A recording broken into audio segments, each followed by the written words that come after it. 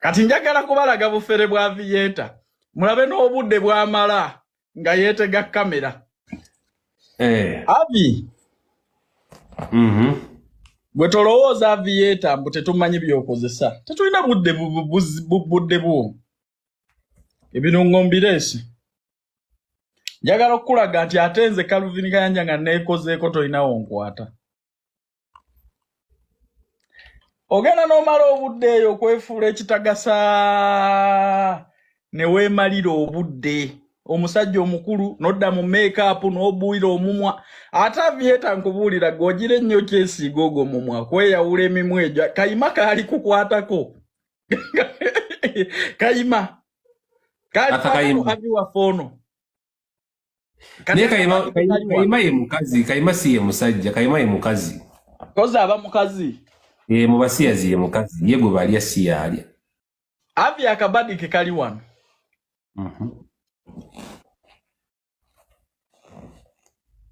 Bagiyita ipenso. Ono bw'ateeka ku ipenso. Ebintu by'abakyala. Avi amala obudde bungi era simanyi oba ani mukyala wowe. Mukyala we gwe yakamala okwanjula. Bagaba na make-up ne mukyala we. Era leka amugula mu bungi. Agula mu basi. Agenda n'akola akasige. Olwajja mu kamera kubaako kyayogera oba azze mu challenge oba agenda kutuwaanira mukazi we.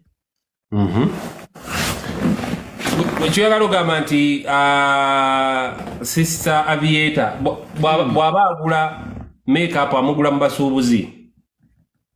Agula miveera miramba gine mikebe. Olonzija.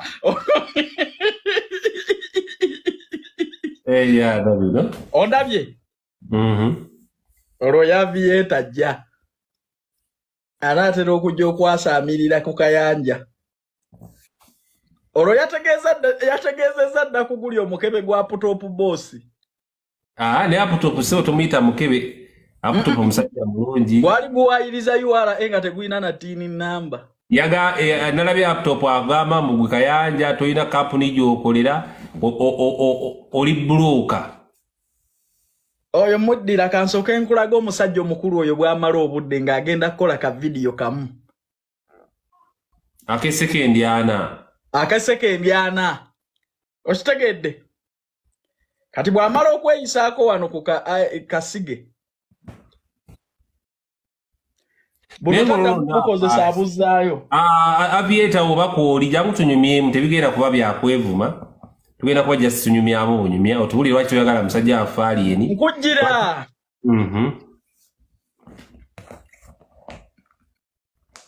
Mukaawa. Waliwo agaleeta laptop bajje wano tunyumyemu laptop ajje Aviator ajje. Nze batuyitidde nabadde ndi mu kutambula saasobodde kubeera ku live yaabwe ya laptop ne Aviator ne ka time wetuli fenna wetuli nga badde batuyise waabo. Aviator yalowooza mbu obubadi bwe tetubumanyi.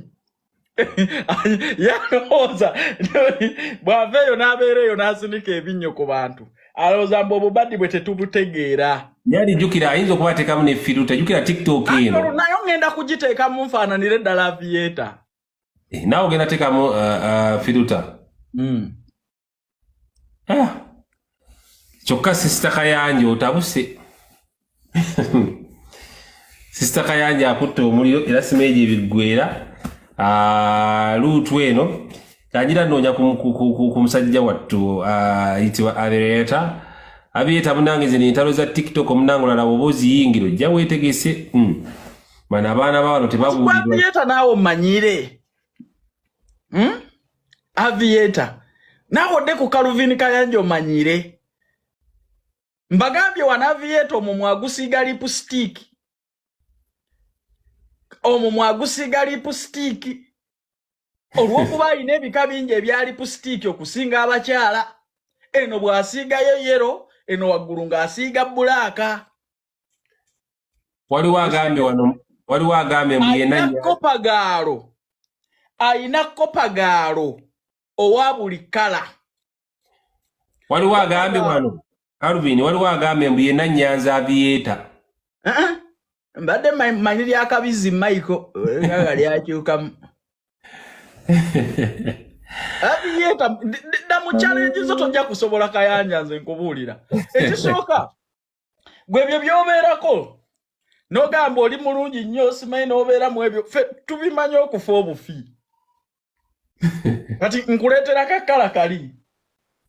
Aviator noonya bw'oyasaamirirako nze akazannyoko konna nkamanyi bulungi.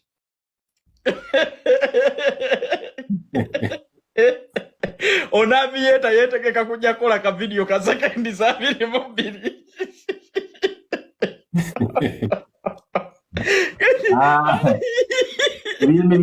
Alina ebyokwewunda okusinga abakyala. Alina ebyokwewunda okusinga abakyala. Yes, Muzaffar wanizije mu bintu bino video wabikubuulira.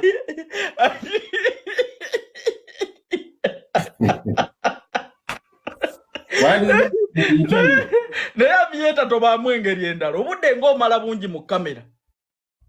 Kuba we weesiigira obuyiko bwa bbulaaka bw'okutuuka ku kala gy'oliko. Kuba firuta naawe jazinoonyaako jaziraba.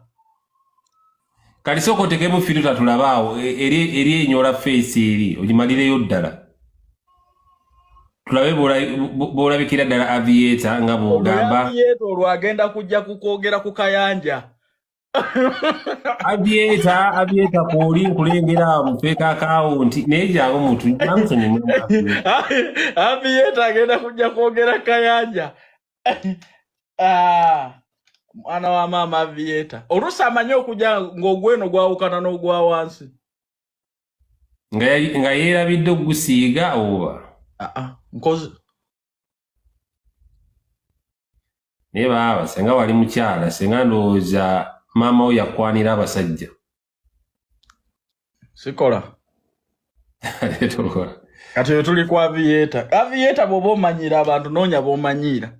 Ffe obukodyo bwo bwonna tubumanyi nti olina make-up mungi okusinga owa mukyalawo. Oddeyo ne weekuba kayeroko wansi ne weekuba ka papo n'ojja okumanyiira Kayanja. Sigala mu liigi zo ziri Aviator ez'okukola challenges z'abakyala, challenges z'ennyimba. Tojja kunsobola. Kubanga ne mu kwebyulako kw'osooka okwekolako n'ojja eri abantu nze nsobola okubikola nkwenenya bwenenya. Nkulaze nti ka lipstick okayise eno neno n'okayisaayo. Era lwakuba sinnateekamu firuta naye ngenda giteekamu tufaanagane. Era ninze firuta nze wano ndabe firuta bw'obeera mu firuta olabi. Egenda kweri ya beauty ku beauty awo egera kyusa kala. Kali katya.